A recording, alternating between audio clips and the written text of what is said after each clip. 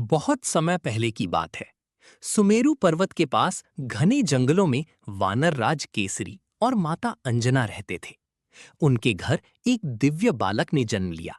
ये कोई साधारण बालक नहीं था। ये स्वयं पवन देव के आशीर्वाद से जन्मे महाबली हनुमान थे। जन्म से ही हनुमान जी अत्यंत शक्तिशाली, तेजस्वी और नटखट थे। उनकी आंखों में चमक थी और चेहरे पर हमेशा मुस्कान रहती थी।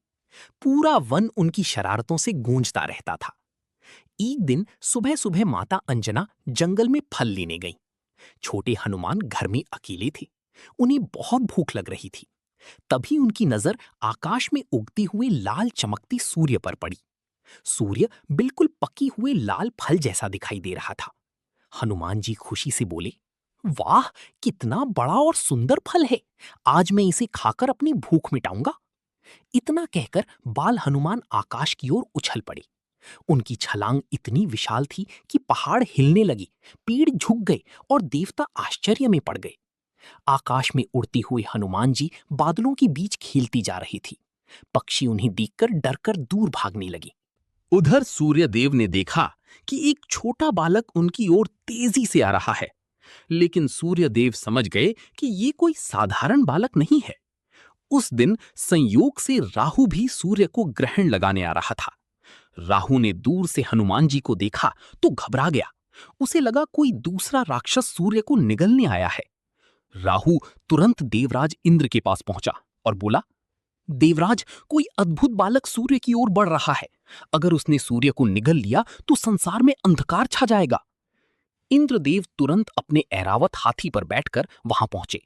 उन्होंने देखा कि बाल हनुमान सचमुच सूर्य को फल समझकर पकड़ने वाले हैं। इंद्रदेव क्रोधित हो गए। उन्होंने बिना कुछ सोचे अपना वज्र उठाया और हनुमान जी पर प्रहार कर दिया। वज्र सीधा हनुमान जी की ठोड़ी पर लगा। छोटे हनुमान घायल होकर धरती पर गिर पड़े। ये देखकर पवन देव अत्यंत क्रोधित हो गए। उन्होंने अपने पुत्र को उठाया और एक गुफा में ले गए। फिर उन्होंने पूरी पृथ्वी की वायु रोक दी। धीरे धीरे संसार में हाहाकार मच गया। मनुष्य, पशु, पक्षी सब तड़पने लगे। देवता भी परेशान हो उठे। तब सभी देवता ब्रह्मा जी के साथ पवन देव के पास पहुंचे। ब्रह्मा जी ने बाल हनुमान के सिर पर हाथ रखा। हनुमान जी तुरंत जीवित होकर उठ बैठे। सभी देवता बहुत प्रसन्न हुए। उन्होंने हनुमान जी को अनेक दिव्य वरदान दिए। ब्रह्मा जी बोले, ये बालक किसी भी अस्त्र शस्त्र से नहीं मरेगा। इंद्रदेव बोले, आज से मेरा वज्र भी इसका कुछ नहीं बिगाड़ सकेगा। सूर्यदेव ने कहा, मैं इसे अपना ज्ञान दूंगा। ये संसार का सबसे बुद्धिमान और तेजस्वी योद्धा बनेगा।